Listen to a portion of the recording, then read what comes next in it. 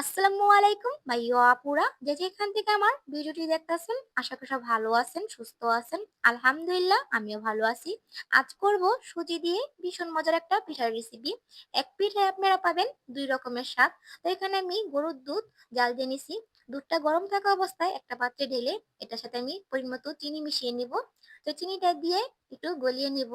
তো এই পর্যায়ে আমি দিয়ে দিব সুজিটা। সুজিটা দেওয়ার প্রথম অবস্থায় মনে হবে পাতলা, কিন্তু না, সুজিটা যখন ফুলে যাবে তখন ব্যাটারটা ঠিক হয়ে যাবে। এখন দিয়ে দিব 1 চামচের মতন আটা ও সামান্য পরিমাণ একটু ছোটা। স্বাদটা ঠিক রাখার জন্য 1 চিমটি লবণ দিয়ে দিলাম। তো ন্যাচারাল একটা কালারের জন্য আমি এখানে গ্রেট করা বিটরুট দিতেছি। বিটরুটটা দিলে কি একটা ন্যাচারাল গোলাপি কালার আসবে। এখন এটা গোলাপি দেখাইতেছে, কিন্তু আমি পিঠাটা এটা বাপিয়ে নিব, তখন এটা হলুদ কালার হয়ে যাবে। ম্যাজিকের মতন দেখতে পারবেন। তো এই পিঠাটা আমি যে পাত্রে সেট করব, ওই পাত্রে একটু সামান্য সয়াবিন, সাদা সয়াবিন তেল মাখিয়ে নিতেছি। আপনারা চাইলে এটা ছোট ছোট বাটিতেও করে ছোট করে বানিয়ে নিতে পারেন। তো আমি এটা বড় একটা বাটিতে একবার সেট করে নিতেছি। পরে এটা পিঠাটা ভাপিয়ে নিয়ে কেকের মতন কেটে নিব। তো পিঠাটা আমি রাইস কুকারে ভাপিয়ে নিব। আগে থেকে রাইস কুকারে গরম পানি বসিয়ে দিছি। তো রাইস কুকারের সাথে যে ছিদ্রওয়ালা একটা পাত্র থাকে, ওই পাত্রটা বসিয়ে দিলাম। তো পিঠাটা দিয়ে ঢেকে দিলাম, চলে আসবো 20 মিনিট পর। 20 মিনিটের মধ্যে এটা হয়ে যাবে। তো এই যে আমার পিঠাটা ফুলে হয়ে গেছে। এখন একটা কাঠির সাহায্যে দেখে নিব ভিতরে কোনো কাঁচা আছে কিনা।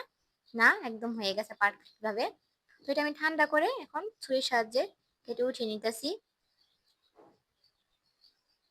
দেখেন কি সুন্দরভাবে মাশাআল্লাহ উঠে গেছে। এখন এটা আমি কেকের মতন করে ছোট ছোট পিস করে কেটে নিব।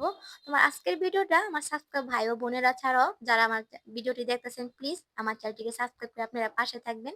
আপনাদের ভালোবাসা ও দোয়ার সাথেই এই ছোট বোনটা এগিয়ে যেতে চায়। তো এই যে আমি পিঠাগুলো কেটে নিছি। এখন আপনাদের একটা ভেঙে দেখাইতেছি ভিতরটা কত সুন্দরভাবে হয়েছে মাশাআল্লাহ।